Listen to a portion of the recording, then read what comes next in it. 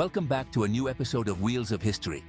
Before we tell you everything about today's protagonist, we invite you to subscribe to the channel if you want to see more videos like this. For you, it's just a small gesture, but for us, it is essential to continue sharing the stories of men and machines that marked an era. Today we spoke about the Ducati Scrambler. This is not just the story of a motorcycle.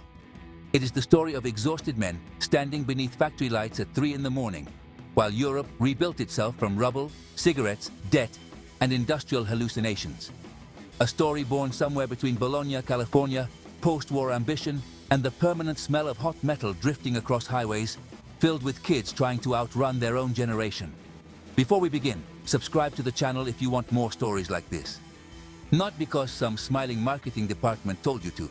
Forget that language. This matters because machines like these disappear a little more every year, swallowed by algorithms, touchscreens, and sterile electric silence. And somebody still has to remember what real combustion sounded like when the world still believed speed could save the soul. Tonight we talk about the Ducati Scrambler. The first one. The real one. Not the polished lifestyle accessory parked outside luxury coffee shops by men pretending to be dangerous on social media. No. This thing came from another planet entirely. A harder planet. A louder planet. A world built from steel presses, labor strikes, race circuits, fuel shortages, and men who trusted carburetors more than politicians. The story does not begin in the 1970s. It starts earlier. Much earlier. Back in the 1960s, the Ducati factory at Borgo Panigale was still carrying the nervous energy of post-war Italy. The country was exploding economically, but underneath the miracle, there was exhaustion everywhere. Entire generations raised between fascism, reconstruction, and industrial fever were now building motorcycles at impossible speed, while American culture flooded Europe through cinema screens, jukeboxes, and military air bases. And then, America came knocking. The Berliner brothers, Ducati distributors in the United States, understood something before most European manufacturers did. The American rider no longer wanted neat little touring motorcycles for civilized Sunday afternoons. The new generation wanted dirt, noise, height, rebellion. They wanted motorcycles that looked like they could survive a fistfight outside a desert gas station somewhere along Route 66, while Creedence Clearwater Revival screamed through broken radio speakers. America wanted freedom with wheels attached to it. And Ducati, proud, stubborn, deeply Italian Ducati, had to answer. So the company took the old 175 Turismo platform and began twisting it into something stranger, something rougher, a machine that could speak fluent California while still smelling unmistakably of Emilia-Romagna workshop floors soaked in grease and welding sparks. In 1962, the Ducati Scrambler 250 arrived. It was not elegant in the traditional sense. It was alive, a taller stance, more power, wider handlebars. A motorcycle built to drift between worlds without fully belonging to any of them. Part motocross machine, part road bike, part working-class fantasy for people who spent all week trapped inside industrial cities, dreaming about disappearing into dust roads beyond the suburbs. And those suburbs were growing fast. Because the 1960s were insane. Absolute madness wrapped in chrome and television static. The Vietnam War was escalating. American teenagers were returning home in coffins while others escaped into motorcycles, rock music, and chemical revolutions. Europe was booming economically but spiritually exhausted. Oil burned endlessly. Factories never slept. Highways multiplied across continents like arteries feeding some giant industrial beast that nobody fully understood anymore. And right there, in the middle of that chaos, Ducati built this thing. The Scrambler evolved quickly, because the world around it was evolving violently. By 1964, Ducati introduced a 5-speed gearbox, transforming the motorcycle into something more adaptable, more restless, more capable of surviving the schizophrenic demands of modern riding. City streets during the week, gravel roads on weekends, full throttle escapes from responsibility whenever possible. Then came 1967, and this is where the story starts smelling truly dangerous. At the Cologne Motor Show, Ducati revealed the new wide-case engine design. More robust, more ambitious, less fragile than the earlier versions that had already lived brutally hard lives in dirt racing and amateur competition. The increased crankcase dimensions allowed displacement to grow toward 436 cubic centimeters. That number mattered, but numbers never tell the full story. Because behind every extra cubic centimeter, there were exhausted engineers working through Italy's industrial boom while political unrest simmered beneath everything. Student revolts, labor strikes, economic paranoia. Europe was getting richer and angrier at the exact same time. And somehow all of that tension ended up inside the motorcycle. Shortly after, Ducati refined the platform further with the narrow case evolution, a lighter, more compact configuration that transformed the Scrambler into something sharper and more agile. The machine suddenly felt less like transportation and more like a nervous animal trying to break free from the factory itself. Then, 1968 arrived. The year the entire Western world seemed to lose its mind. Paris riots, anti-war protests, youth rebellion everywhere, rock music mutating into something darker and louder. Easy Rider was just around the corner, ready to turn motorcycles into symbols of freedom, alienation, and beautiful self-destruction. And Ducati launched the new generation of single-cylinder motorcycles directly into that cultural explosion. The range included 250 and 350 cubic centimeter versions, machines designed not merely to sell well, but to survive a rapidly changing world. The first major release was the Scrambler 350, accompanied by a sport-oriented variant aimed directly at the American market. America again. Always America. The country was impossible to ignore then. A gigantic gasoline-powered hallucination consuming motorcycles, music, cinema, and young men at terrifying speed. Every manufacturer in Europe wanted access to that market, but very few understood it emotionally. Ducati never fully understood it either, and that became its greatest strength. Because the Scrambler never felt truly American. Not completely. There was always something unmistakably Italian underneath the dirt and exhaust smoke. A strange elegance hidden beneath the aggression. A mechanical nervousness. A kind of tragic romance. And then there was the engine itself. The Dell'Orto SSI carburetor with side float chamber, available in 27 and 29 mm configurations, fed the single-cylinder engine with the kind of raw brutality modern motorcycles spend millions trying to engineer out of existence. The throttle response was immediate, imperfect, violent at times. The motorcycle vibrated constantly as if every internal component was arguing with the others in real time. It felt mechanical because it was mechanical. No electronic filters, no software intervention, no corporate safety blanket, just combustion, compression, fuel, heat, noise. The entire machine seemed assembled from post-war desperation and provincial ambition. You could almost imagine the factory workers building it, while radio broadcasts talked about oil crises, political assassinations, and economic uncertainty somewhere in the background. And maybe that is why these motorcycles still matter. Because they came from a moment in history when industry still felt human, dangerous, unstable. Before machines became appliances. Before speed became regulated into submission by committees and marketing consultants. The Ducati Scrambler was never perfect. Thank God for that. It leaked oil sometimes. It rattled, it demanded maintenance. It punished laziness. But it also possessed something modern. Motorcycles often lack entirely.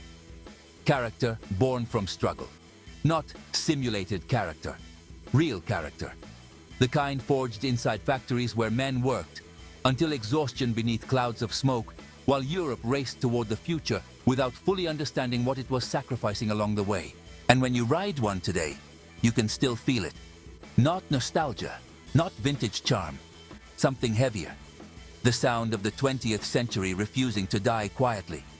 But the true queen of the Scrambler bloodline, the machine that would ultimately define the entire dynasty, arrived in 1969, the 450.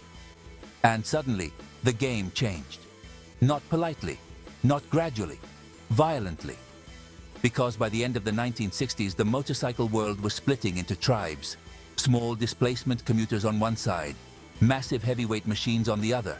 Somewhere in between stood this strange Italian animal from Borgo Panigale, balancing itself between elegance and aggression like a switchblade hidden inside a tailored jacket.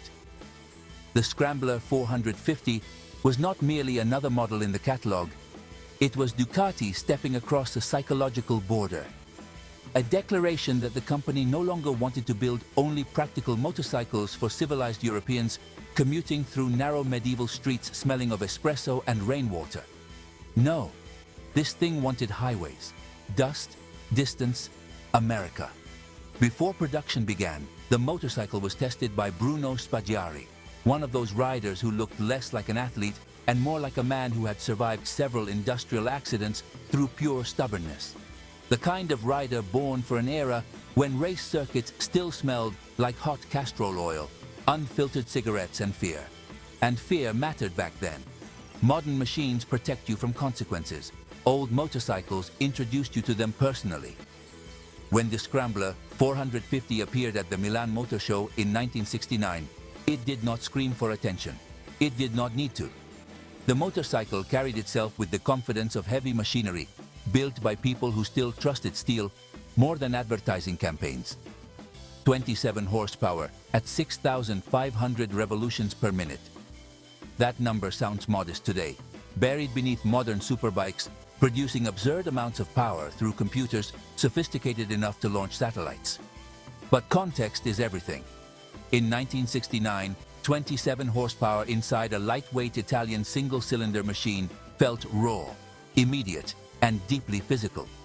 Especially on bad roads, especially at night, especially somewhere beyond the city limits, where the asphalt began crumbling into gravel, and nobody cared whether you came back before sunrise. The Dell'Orto VHB carburetor, measuring 29 millimeters, fed the engine through a square slide throttle valve that delivered power with all the subtlety of a bar fight. Not explosive in the modern sense, worse, more human. The engine surged unevenly, mechanically, like something assembled by hand because it actually was assembled by hand. And that is the crucial detail people forget. These motorcycles were not born inside sanitized laboratories monitored by software engineers carrying reusable water bottles and corporate optimism. They came from workshops filled with machining dust, exhausted technicians, and post-war industrial obsession. Every vibration had a reason. Every imperfection had fingerprints on it. The Scrambler 450 was never trying to dominate top-speed charts. Ducati understood something important. Most riders do not spend their lives chasing maximum velocity. They chase feeling, control, weight transfer through corners, the mechanical intimacy between man and machine. And this motorcycle had that in abundance. It felt practical in the same way an old military aircraft feels practical. Brutally honest, slightly dangerous, and strangely beautiful once you understand its rhythms. Then there was Fabio Taglioni, the high priest of controlled mechanical insanity. Taglioni did not engineer engines the way corporations engineer engines now. He approached machinery like a man trying to solve philosophical problems using aluminium, combustion, and timing gears. His single overhead camshaft, driven by bevel gears, became one of the defining technical signatures in motorcycle history. Beautiful, precise, completely irrational by modern manufacturing standards, which made it perfect. Because bevel-driven camshafts were not simply engineering solutions. They were declarations of mechanical pride. Complex systems requiring surgical precision during assembly, built in an age before automation, flattened every machine into the same soulless appliance. The engine inside the Scrambler carried that philosophy in every rotating component. The aluminium alloy cylinder head, rich in silicon content, featured an 80-degree valve angle considered radically advanced for the era. Needle springs controlled valve movement to reduce vibration and resonance, while calibrated steel shims adjusted tolerances with almost obsessive precision. Obsessive is the correct word here. Italy in the 1960s was filled with obsessive men building impossible machines, while outside the factories the world drifted deeper into social unrest. Student protests erupted across Europe. American cities burned with political anger. Rock music grew darker. The oil economy tightened its grip on modern civilization. cinema abandoned optimism entirely and entered its paranoid phase.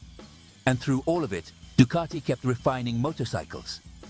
Not because the future looked hopeful, because building motorcycles was the only thing that still made sense. The 450 cubic centimeter models also adopted threaded rocker arm adjusters, simplifying maintenance while improving long-term durability. Small details, important details, because motorcycles of that era were expected to survive real usage. Rainstorms, dirt roads, cold mornings, long distances, neglect, abuse.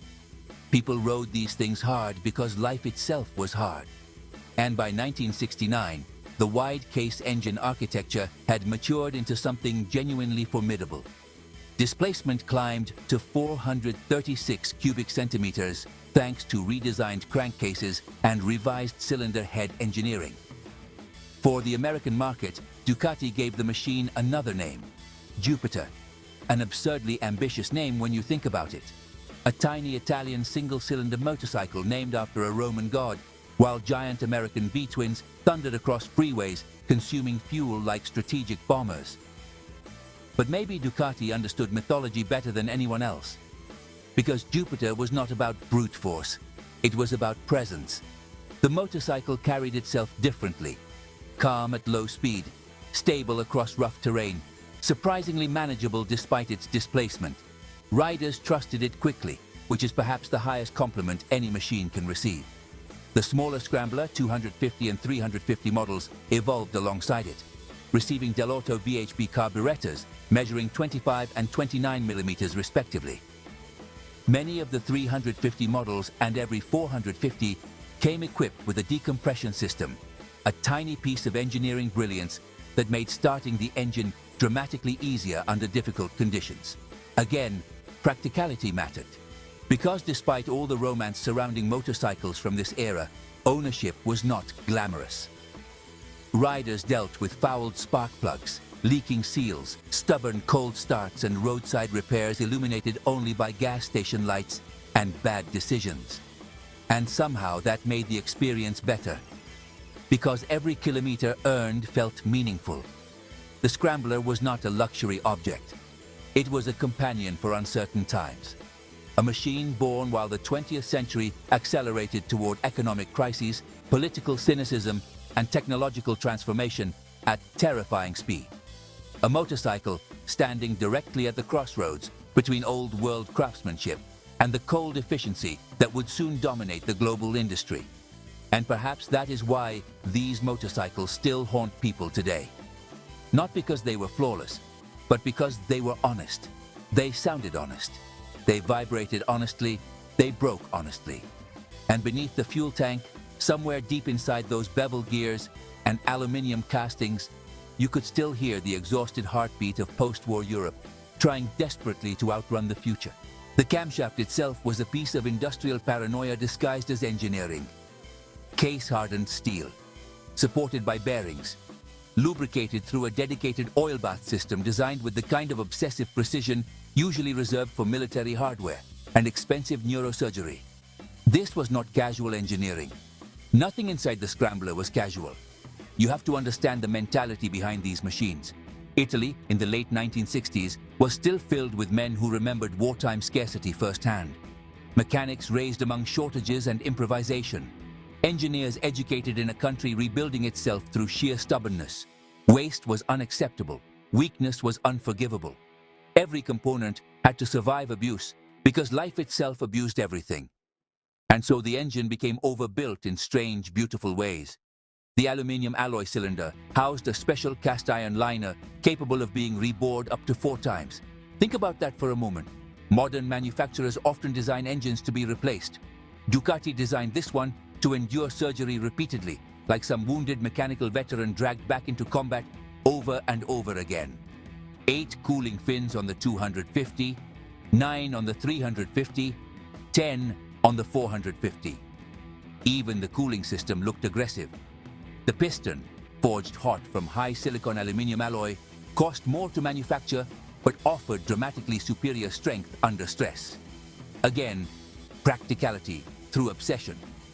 Ducati engineers seemed permanently convinced that somewhere, somehow, somebody would ride these motorcycles far beyond reasonable mechanical limits. And they were absolutely right.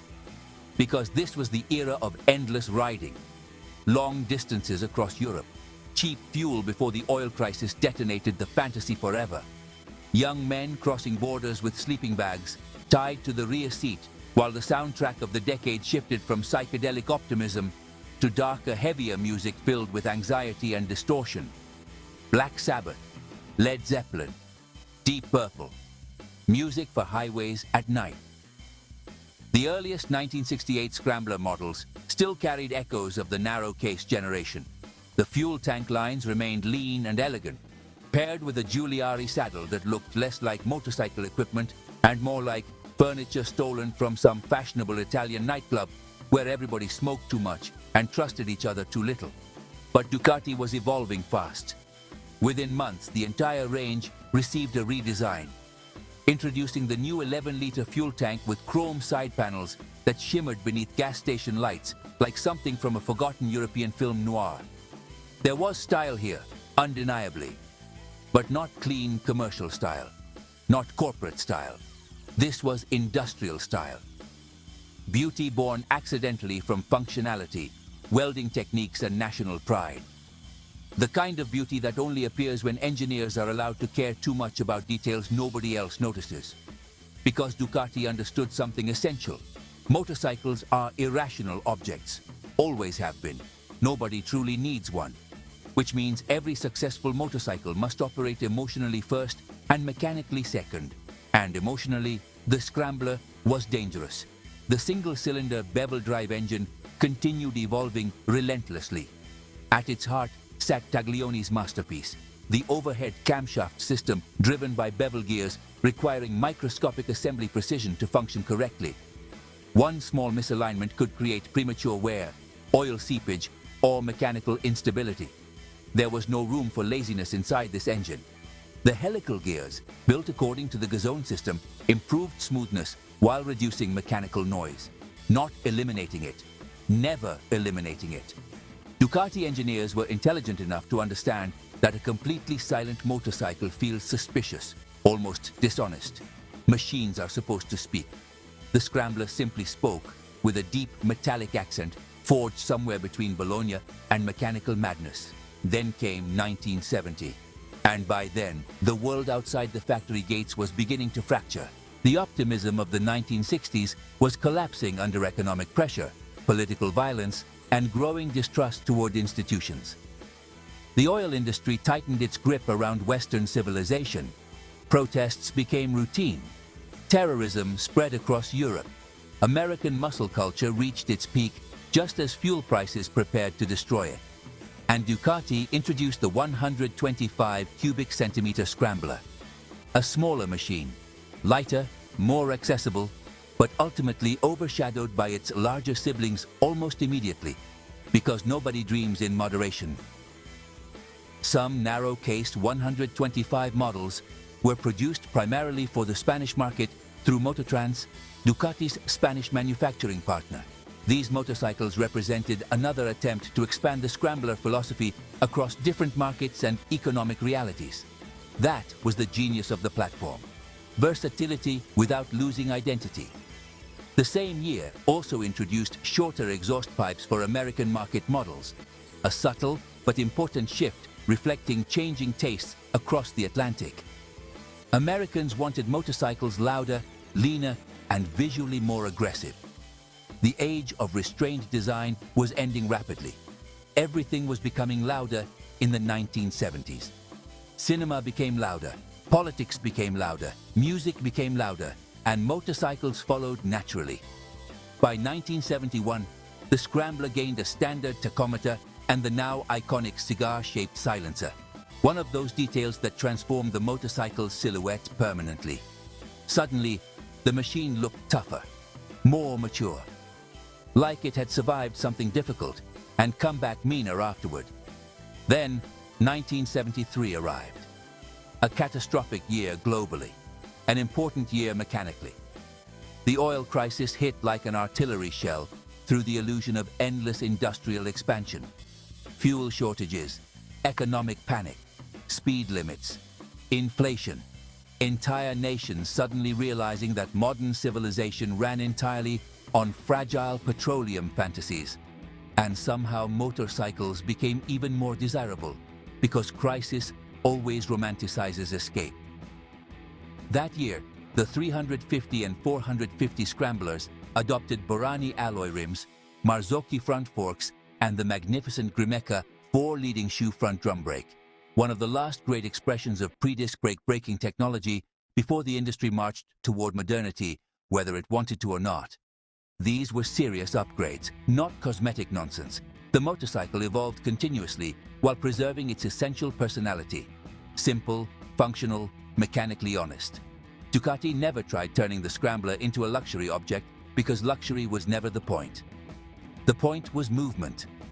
The wet sump lubrication system, gear-driven transmission, and multi-plate clutch all reflected a philosophy centered around real riding rather than image. This was a machine built for people who actually used motorcycles as extensions of themselves, rather than accessories for public performance. The distinction matters enormously. Even the details kept evolving. In 1972, the Scrambler received the distinctive CEV rear light unit shared visually with the Mark III models, along with a more compact and practical instrument cluster. By 1973, the 450 shared numerous components with the Mark III 450, including the Marzocchi suspension, Grimeca drum brake, and Borani spoked wheels. Ducati was streamlining production by then, rationalizing components, trying to survive an increasingly brutal global market where Japanese manufacturers were beginning to dominate through terrifying efficiency and reliability. Honda, Yamaha, Kawasaki, Suzuki. The future had arrived wearing precision engineering and mass production. But the Scrambler belonged to an older philosophy entirely. A philosophy where motorcycles were still slightly unreasonable, slightly dangerous, slightly alive. And maybe that is why these machines still feel cinematic today. Because when you look at them, you are not merely looking at transportation. You are looking at the final years of analog industrial romance before the world surrendered completely to optimization, electronics, and corporate predictability. The Ducati Scrambler survived that era not because it was the fastest machine, not because it was the cheapest, not because it was the most advanced. It survived because it had a soul noisy enough to outlive the century that created it. By this point, the Scrambler was evolving almost continuously, not because Ducati was chasing trends. Trends are for fashion houses and collapsing empires. This was survival. The early 1970s were brutal for the motorcycle industry. Brutal for industry in general, really. The post-war economic miracle was beginning to wheeze like an overworked engine running low on oil. Inflation climbed. Fuel prices exploded. Governments panicked. Factories across Europe felt the pressure closing in from every direction at once. And meanwhile, Japan kept coming. Faster production, better reliability, lower costs, cleaner engineering. Honda motorcycles started with the cold confidence of household appliances, while many European machines still behaved like emotionally unstable artists. Entire companies disappeared during those years because they could not adapt quickly enough to the new industrial reality. But Ducati refused to surrender quietly. In March of 1973, the company introduced electronic ignition systems across all three Scrambler versions, using Ducati or Motoplat technology depending on production batches. It sounds like a small update now. Back then, it felt almost futuristic, because ignition systems were still black magic to most riders. Some late 1972 examples had already experimented with capacitor discharge ignition developed through collaboration between Ducati Meccanica and Ducati Elettrotecnica, a perfect example of how deeply interconnected Italian industrial culture still was at the time. Mechanical divisions, electrical divisions, engineers arguing endlessly across workshop floors while espresso cups accumulated beside blueprints stained with grease and cigarette ash.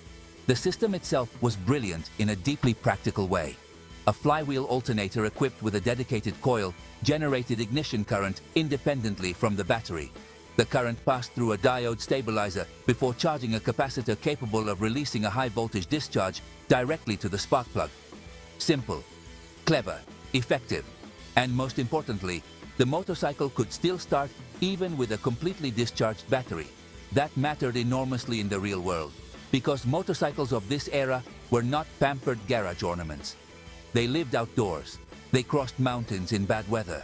They sat overnight beside roadside diners beneath freezing temperatures, while exhausted riders drank terrible coffee under fluorescent lights somewhere between Milan and Marseille. Reliability was not marketing language. Reliability was survival. Even during 1973, Ducati continued making subtle modifications. Some 250 models received the revised carburetors and updated telescopic forks. Components changed, details evolved, suppliers shifted.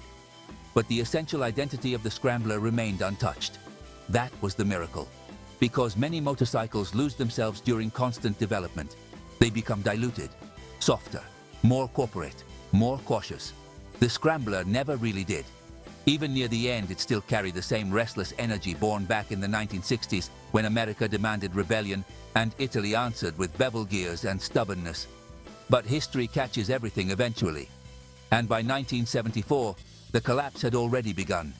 Sales dropped sharply, not because the Scrambler had become a bad motorcycle. Far from it. The world itself had changed. The oil crisis had poisoned the culture of carefree riding. Insurance costs rose. Economic uncertainty spread everywhere. Riders increasingly wanted larger multi-cylinder motorcycles or hyper-modern Japanese machines promising flawless reliability and electric button civility. The age of raw single-cylinder romanticism was fading. At the end of 1974, production officially stopped, and somewhere inside the Borgo Panigale factory, assembly lines that once built these beautiful mechanical troublemakers were dismantled to make room for Ducati's less fortunate parallel twin projects. Machines born from necessity rather than passion, trying desperately to compete in an industry transforming at terrifying speed. But the Scrambler refused to disappear immediately.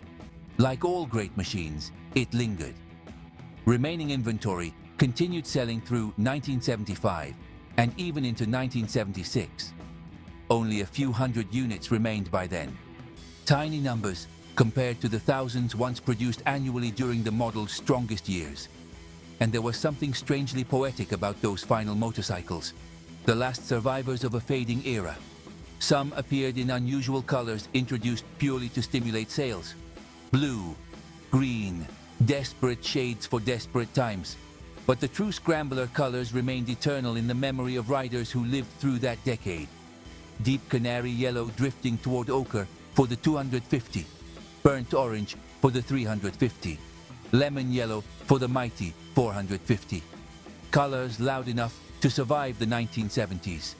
Overall, more than 35,000 Scramblers were officially produced across all versions, though many enthusiasts believe additional motorcycles were quietly assembled between 1977 and 1978 using leftover spare parts to satisfy particularly demanding dealers and loyal customers unwilling to let the machine die completely. That sounds exactly like Italy. Nothing ever truly ends cleanly there, especially not motorcycles. In total, more than 50,000 machines emerged over roughly 8 years of production before the final example finally rolled out of Borgo Panigale, marking the end of one of the most important chapters in Ducati history. And what a strange chapter it was. The Scrambler had never been the fastest motorcycle, never the most luxurious, never the most technologically advanced. But somehow it became one of the most human, because it represented something larger than transportation. It captured a precise historical moment when motorcycles still symbolized possibility rather than lifestyle branding. A time when riders chased distance instead of online approval. When mechanical failure was accepted as part of the adventure rather than treated like a consumer rights violation. The Scrambler found its home everywhere. City streets, dirt roads, race paddocks, coastal highways, forgotten villages, American backroads, and European industrial suburbs still vibrating from post-war reconstruction. It belonged to workers, dreamers, runaways, night riders, young men trying to escape ordinary life before adulthood closed around them completely. And decades later, Ducati would resurrect the name. Of course they would. Some legends are too valuable to bury permanently. But those modern machines belong to a different century entirely. Different fears, different roads, different people. The original Scrambler came from a world that no longer exists. A world of analog danger, mechanical obsession, and industrial optimism, collapsing slowly beneath oil smoke and neon. A world where motorcycles still felt alive enough to bite back. And maybe that is why the old Scrambler still matters today. Because when you hear one start cold in the early morning silence, you are not just hearing an engine. You are hearing the exhausted heartbeat of the 20th century itself, still refusing, somehow, to shut down. Because motorcycles like these never truly disappear. They dissolve into memory, into stories, into noise. And as always, if you are hunting for Ducati parts or pieces for other vintage machines that still smell of gasoline, bad decisions, and 20th century mechanical obsession, you can find them at thekingofpiston.com. Until next time, keep the engine warm and the night long.